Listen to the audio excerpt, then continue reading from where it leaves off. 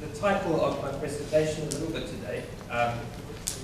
I've decided to call it Behavior-Driven Development, a Bird's Eye View. So today we'll be doing a survey, basically a high-level survey of the current BDD landscape as we use it. We're going to be looking at all the different parts that make up behavior-driven development. So, introduction already done. Let's get right into the talk and look at what we're going to be covering. So, first of all, we're going to be looking at a definition for behavior-driven development. A nice, concise definition that we can really take grasp of what it means when you do BDD. Then we're going to be looking at potentially the good and the bad of BDD. We're going to look at how in the enterprise sometimes it's gone a little bit wrong, and we're going to look at all the advantages as well of why we actually want to use BDD and why it's actually a very good thing. Then we're going to look at something fairly new in the industry, which is impact mapping. So this is something that's kind of been an empty hole in the BDD space, and this addresses something really crucial. So we're going to look at that in quite detail.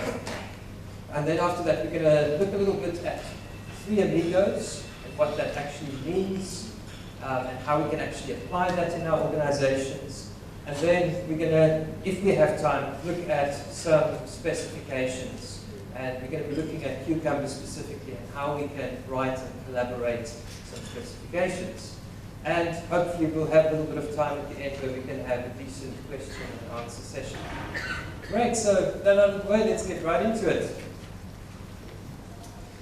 So, we were talking about a definition for BDD.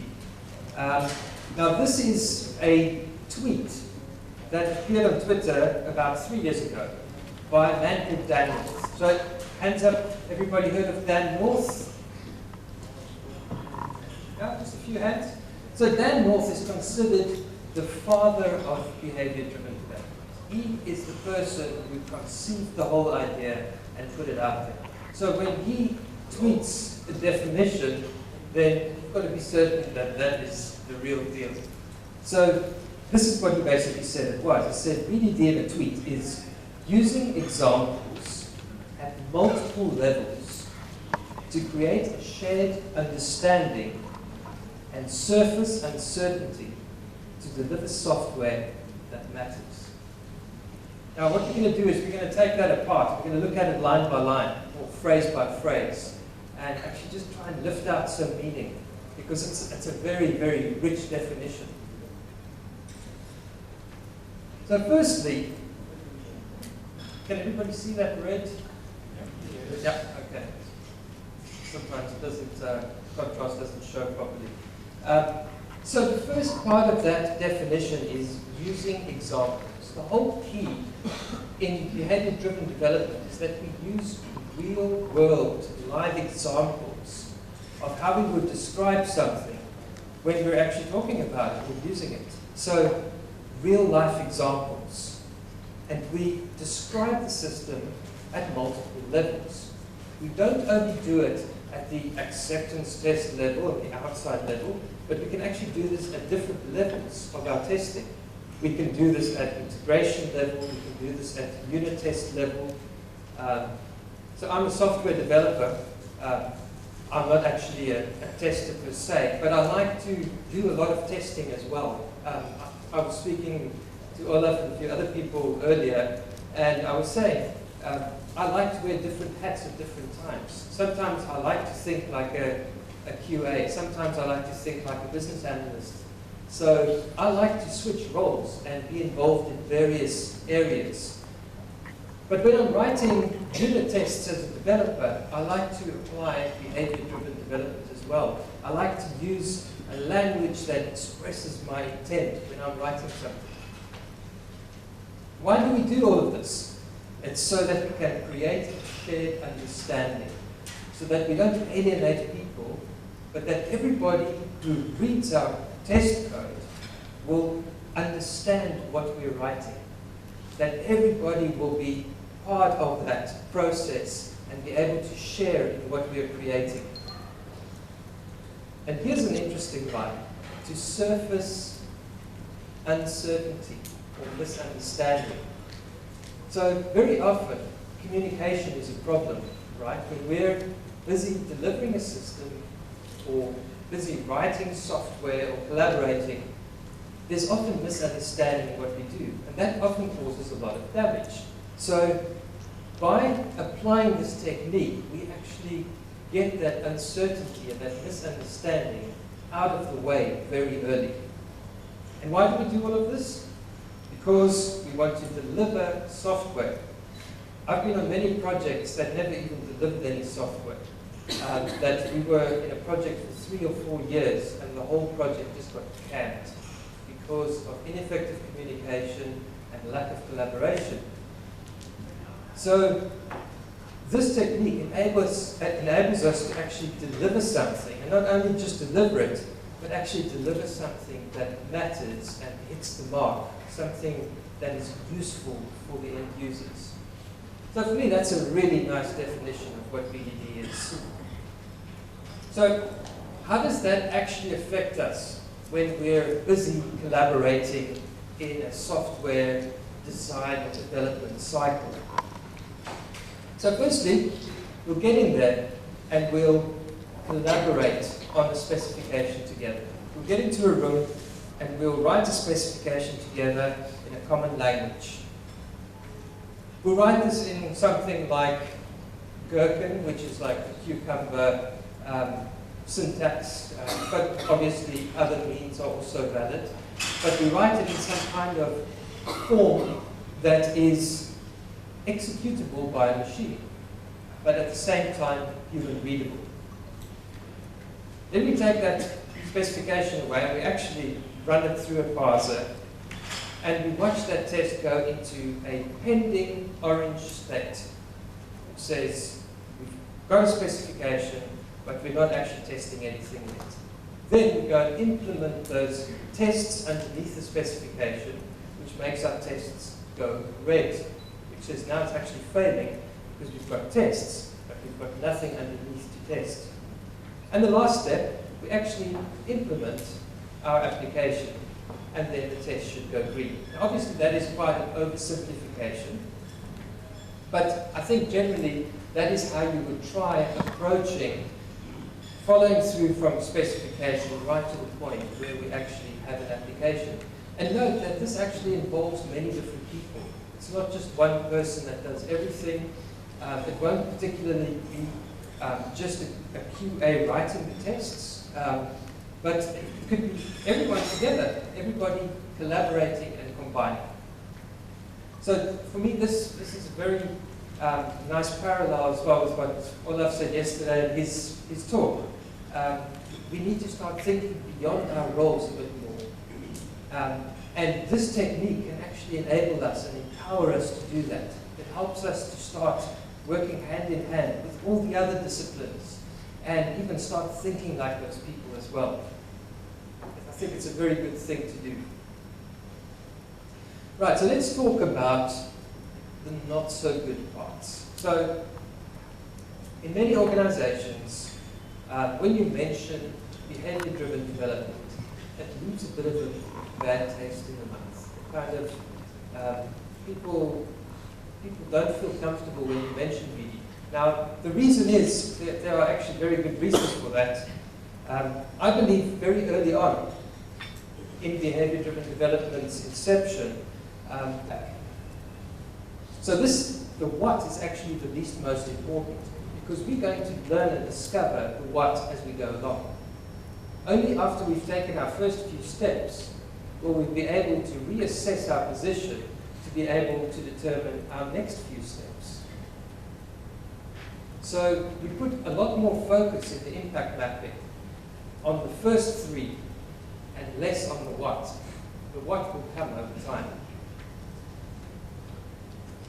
Another interesting thing is the first what could be a big epic story. So if we have to look at it in terms of how we define stories, we normally have an epic, we have multiple stories under an epic, and those stories could be broken down into smaller subsections. So our mind map at this point could have multiple levels for what, breaking down into multiple smaller fine-grained features. Here's an example of an impact map. So this is lifted out of Goiko's book. It's an online gaming system. You can see on the right, blue there, you have your central goal. They want 1 million players. You've got actors coming off there, players, internal advertisers. Sorry, it's a bit small. And then impacts, and at the top left, we have a bunch of features, multiple levels of features. Right, so when we conduct impact mapping, we normally go through several different phases. It all starts off with 3 preparation steps. Normally the first preparation step is, what we do is we take a bunch of senior stakeholders and we herd them into a room.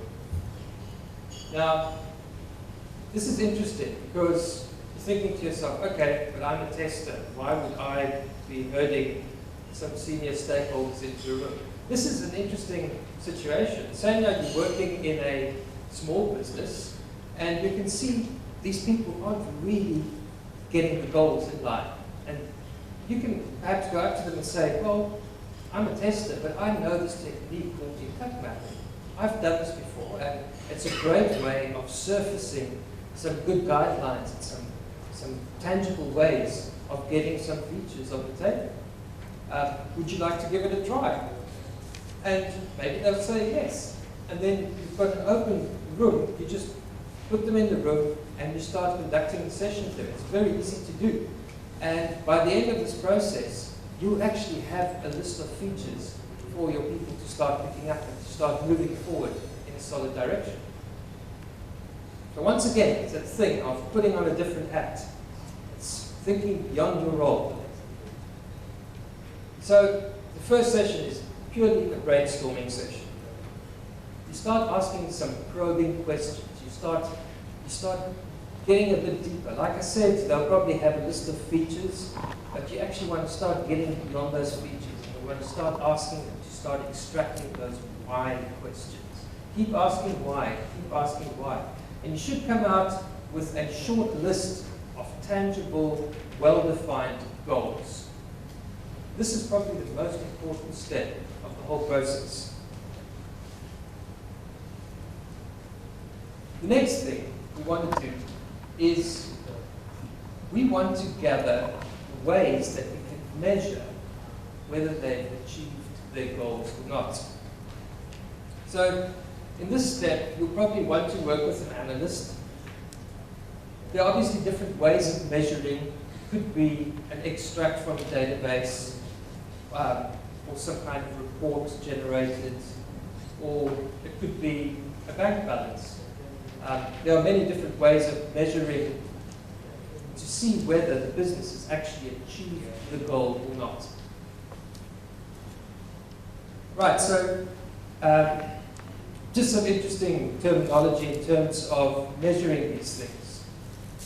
There is what we'll measure, which is called the scale, how we'll measure it, which is the meter.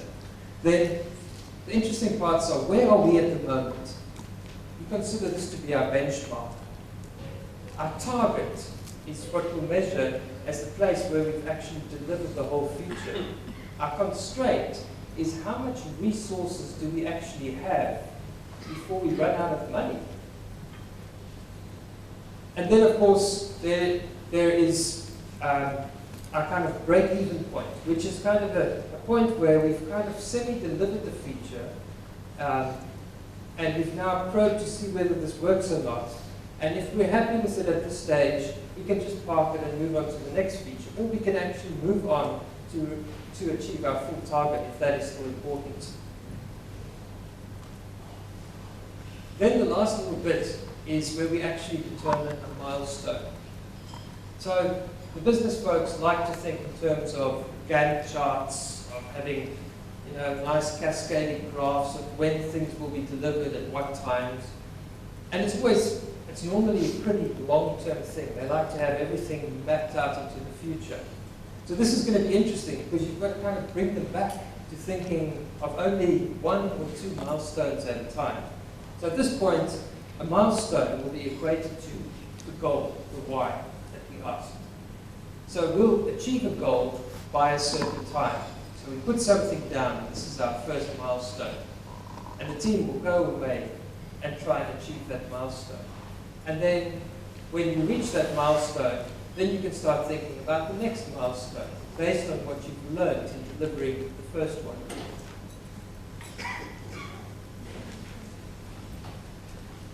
Right, so the next session we book, we get everybody into the room, and now we're actually going to start putting something on the wall. We're actually going to start drawing a real mind map.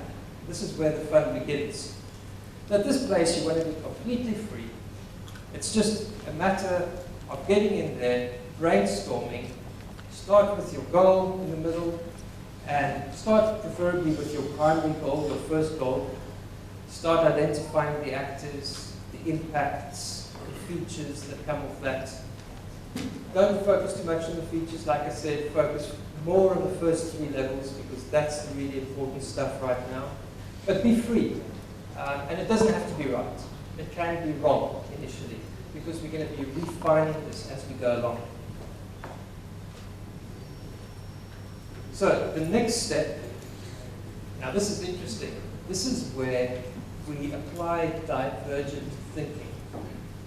So this can be a whole separate session that you do. It's probably better because you want people to be fresh when they come in for this. Here, we want people to start thinking out of the box. So in the 80s, there was a book written by a guy called Vermeulen called Lateral Thinking.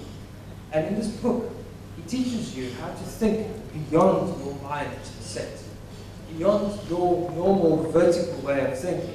He encourages you to think more broadly, think outside of the box. And this is what we want to encourage here. We want people to think beyond their normal thinking and come up with different ways of impacting actors that you wouldn't normally think of. So we're diverging our thoughts. We're just putting a lot of stuff on this impact map. So at this point, the impact map is growing and it's getting a lot bigger. And accept any ideas. Don't discount anything with any idea that people come up with on this mind map. So, interesting again, include manual processes. Don't just think about software solutions at this point. Right, so we've now diverged, now got a huge impact map. So the next thing we want to do is we bring that back in. We converge. Now we're going to start cutting off all the dead wood.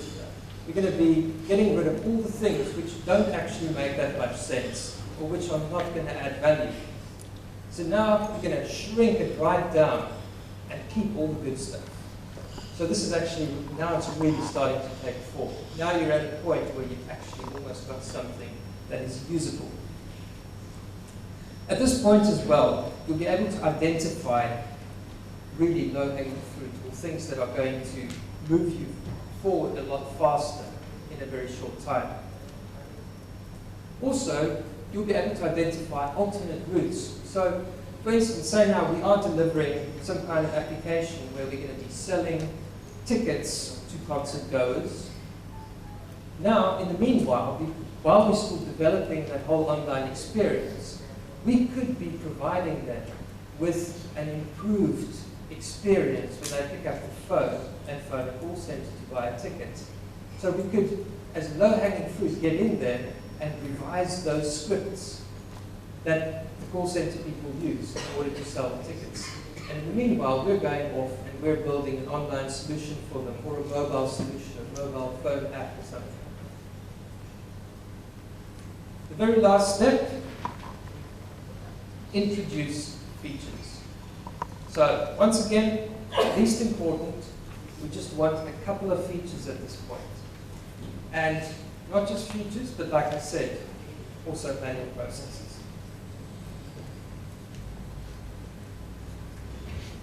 Right, so that is impact mapping.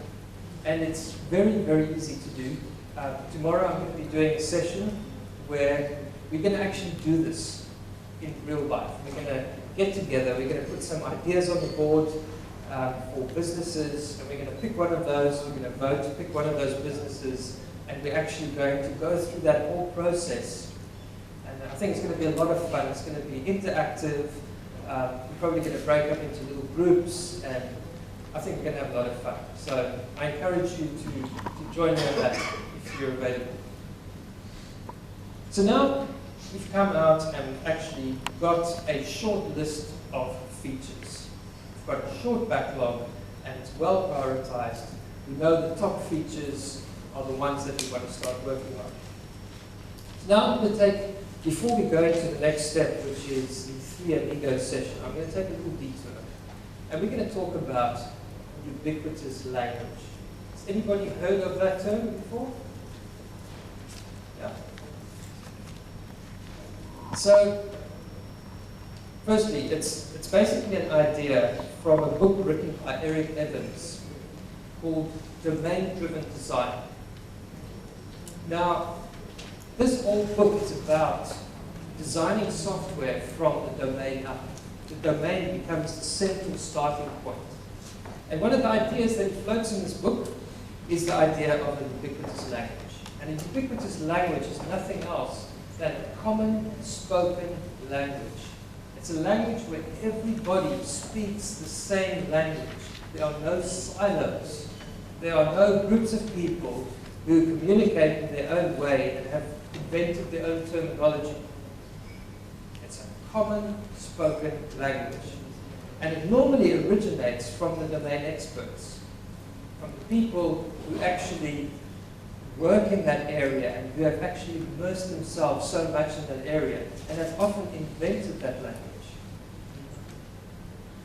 But it needs to be adopted by the technical folks as well. And anything that we write, whether it be tests or whether it be production code, should reflect that language down to a T. There is no room for deviating from that language. So it's a bit of an extreme metaphor, but I'll give it in any case. I used to have a problem with my left shoulder dislocated. And it would be really painful. My shoulder would come out, and I'd have to go to the hospital, and I'd have to put my shoulder back in, and I'd walk around with a sling for about 5 or 6 weeks. And this happened several times. It's really painful, and it really puts you out of action completely. Now for me, not using a ubiquitous language is almost like that, because our organization is like a body. And if one part of the body is taken away and put out of action, the whole body ceases to function. So if we start breaking away into little silos and start speaking our own language and start doing our own thing and not communicating with the rest of the body, then we have this problem that we're almost like a dislocated member. And this causes just a growing rift, because initially it starts small, but as time goes by, we drift further and further apart. And what results? Ultimately failure. Because if we're divided, we'll never succeed. So how do we get over this problem?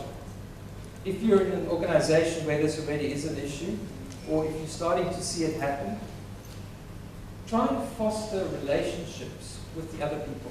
Try and foster relationships with the stakeholders. Speak to them. Spend time with them. Become friends with them even. So Ken Beck in Extreme Programming also said that the best position to be in is to actually be sitting next to the stakeholders. We should actually be working with them day by day. So if you have the luxury that you're all in one office, try and make sure that you're sitting close to them, or even next to them if you can, and that you're actually continually speaking to them to circulate that language. I also like to have a glossary of terms available where we actually record terminology and we make sure that we all have a common understanding of what individual things mean.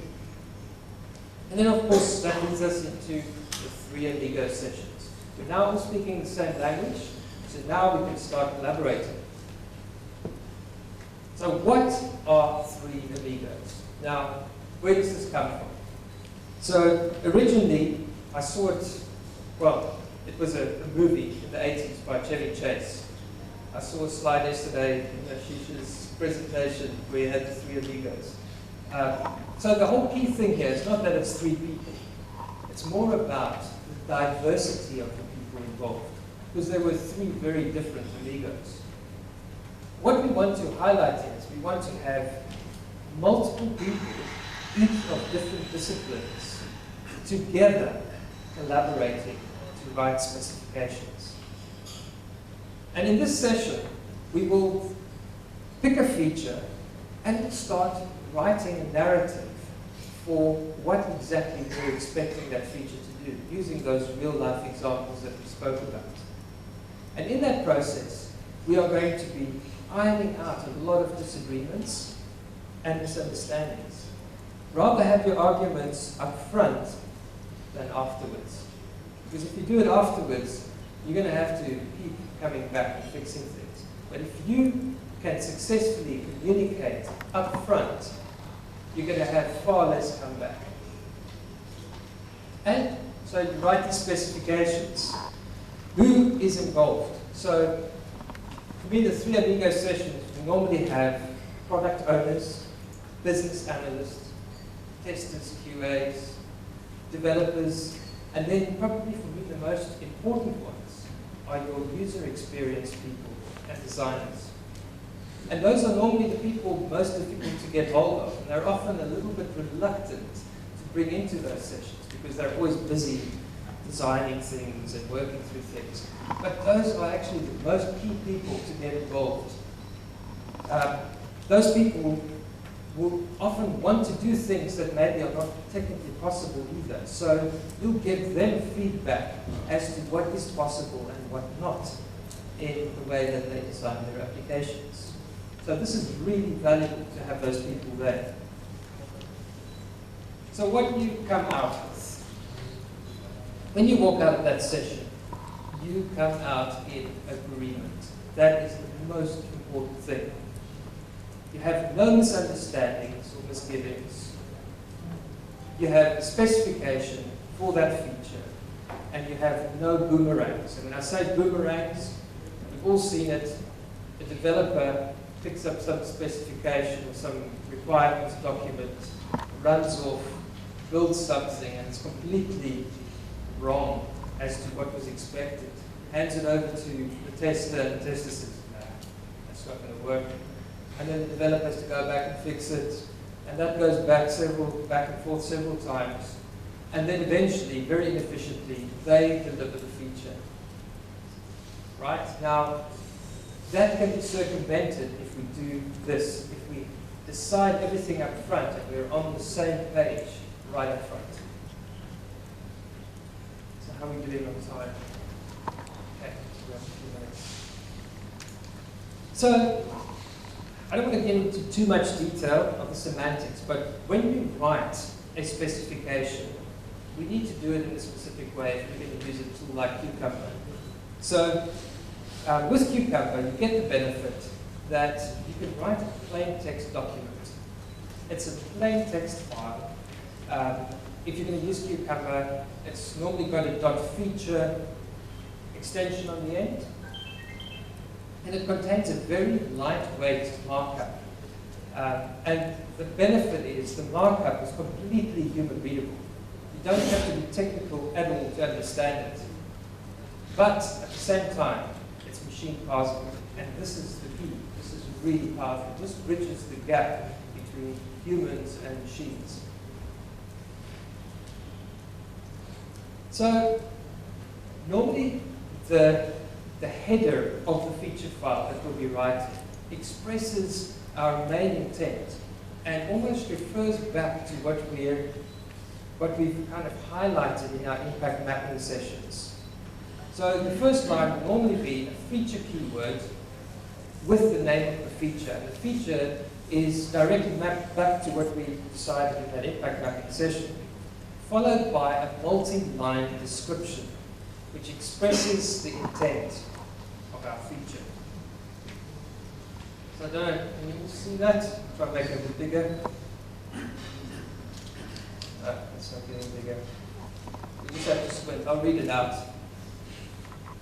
So, the feature title, and then after that, we come up with a 3-line phrase in order to meet some specific goal.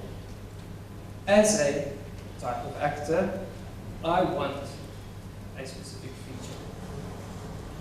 So by doing that, we're actually tying back what's in our cucumber scenario back to the impact mapping. Because in there, we specify the goal, and we specify the actor, and everything else. So that brings us right back. That kind of creates a link for us back to that process. After that, you can write your scenarios. It's a simple scenario keyword followed by a sequence of given, when, then statements, one after the other. You can use multiple given, when, thens, and ands, and buts. Cucumber is not too fussed about the order or the meaning of those words. It's more a human thing for us to understand what we've actually written. Then, for a setup of your test, you can use a background. So this is something that sits probably quite close to the top of your cucumber feature, and that describes anything that in JUnit, for example, would be in a before all. So that is basically just a pre-context of your test. Now, so that's just very quickly. Obviously, there's a lot more to scenario writing. That would be a whole session on its own. But that's basically what you do when you are writing a specification. Now, let's talk about a few small pitfalls, things that can go wrong when you write specifications. So the biggest thing to be aware of is be careful of incidental detail. Now, what does that mean? It means that if you're writing a feature that has nothing to do with logging in or authentication, that you then have many steps dedicated to actually logging, entering the username, entering the password, and doing a whole bunch of things which aren't actually related to the feature. By all means, if this is a feature describing in the authentication process, then maybe you do want all those steps. But normally, you want to try and hide those things, get them out of the way, let them happen in the background. Make sure that you're actually describing the thing that your scenario is about. Keep your lines less. You don't want a whole page full of steps. You want a few key steps that describe the activities or the behavior of the given, when, then, of what actually happens in that feature. Another thing to be aware of is to make your features or your specifications relevant to the audience that you're writing it for. Now, I've written tools for developers, and the language that I use in those specifications are written in a very technical language because my audience is technical. Similarly, if I'm describing some kind of a REST API, doing web service calls, then I expect the audience who's going to read this to know what an HTTP status code is, or what a JSON payload is, or a JSON response. So that's the language I'll be using. That's my domain language. Another thing to look out for is make very certain that your scenarios don't depend on each other in any way. Try and make sure that individual scenarios have their own setup and state, and they don't lead state between each other. That's a very easy pitfall to fall into. Very careful of that. And being a software developer, always make sure that you write very clean code. So step definitions can become a horrible, horrible mess if you're not disciplined about writing clean code. Always make sure that you just spend that little bit of extra time reformatting your code and making it readable. Naming your variables so that people who come to it the first time can just look at it and immediately see what's going on. very, very important. And keep things simple. Don't over-engineer. People write horribly big frameworks using Cucumber on top of Cucumber. It's not necessary. Keep it simple. Keep things as simple as possible. Right, so in conclusion, BDD provides us with a holistic delivery method. When I say holistic, I mean it encompasses all disciplines. It helps us to collaborate amongst each other. For me, that is one of the most important things about BDD. It's a collaboration tool, it's not an automation tool. It helps us to think beyond our role. It helps us to wear different hats at different times. Helps us to think out of the box. It helps us to deliver software that matters, that actually hits the mark, spot on, every time. And it makes delivering software lots of fun again, because it makes it about people, not machines. Thank you very much.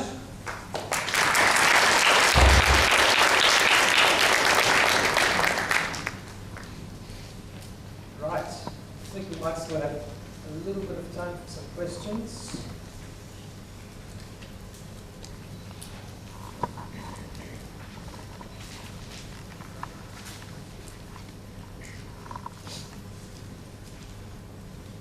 So, what if the teams are distributed across locations?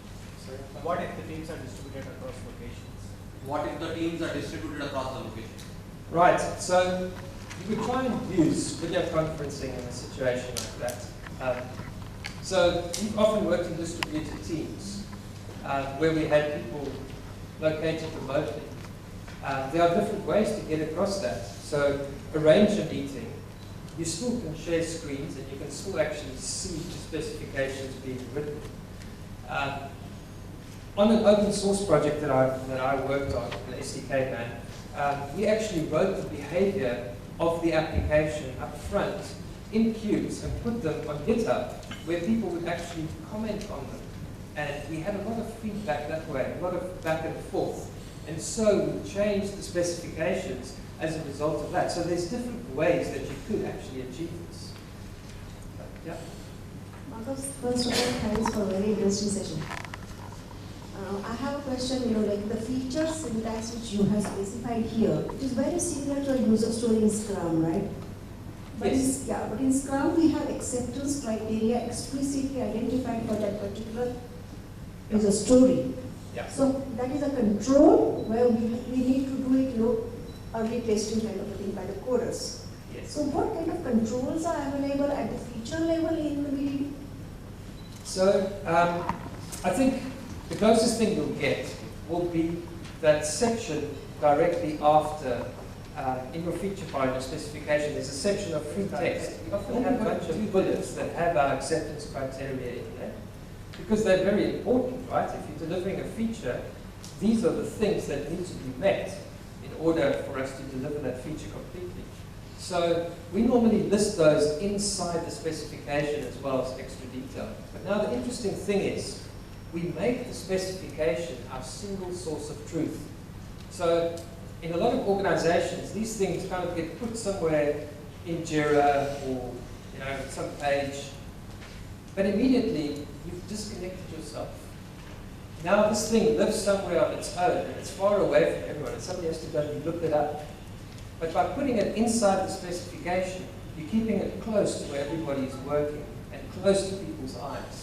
And at the same time, once again, binding it very much to the thing that you're implementing. So that's basically how I see. Does that answer your question? Yeah. Last question, Olaf, okay? And then we I don't really have a question. I just want to highlight something that we had yesterday in the conversation about BDD and how can we actually stay in the conversation and stop just drifting into the tool side of things. And I think impact mapping is the answer. So what totally changed for me, I had been doing BDD with organizations before, with the writing down of capabilities of actors and things like that. But it was always this, yeah, we've written it down, now we've understood it, and then move somewhere else. As you just said, disconnect yourself from that data, right? And impact mapping is fun, it's interactive, it's a kind of facilitation guideline for a session you can have now, you can have next week, you can have again and again, and you invite, and you also can do that distributedly. So it's a facilitation tool for the conversations that need to repeat and that need to become a habit. And it's a good way, this Three Amigo metaphor is great, so you need all the people at the table or around some virtual table so that they can keep having these conversations and challenge their assumptions, etc. And that's what I love about impact mapping. It's the conversation facilitation thing that was missing before. Yes, absolutely. Yeah. Thank you so much, Olaf. Actually, you summed it up. Great. Thanks a lot. Sorry. And see, we can have more conversations going on because we have a 10-minute break after this session because we're going to divide this into track 1 and track 2. My request would be to don't let Marco go anywhere for another 15 minutes before you manage to take a break, okay? As Olaf talked about, impact mapping is something really amazing. And the one thing that probably we should know is that how do we make our product impactful? Just not any product. We are talking about product being impactful, the wow factor into it, and that's what is all about this the session that you talked about, and how do we bring all that impact mapping into the product that we are designing, the conversation, and then if you can do it over the virtual boards, and we can use mind mapping around it, that makes it really amazing. So thanks a lot to you, Marco, for bringing this out. Thank you. Yeah, can I request Rajni to come on stage and do the honors for us, please? A big round of applause for Marco.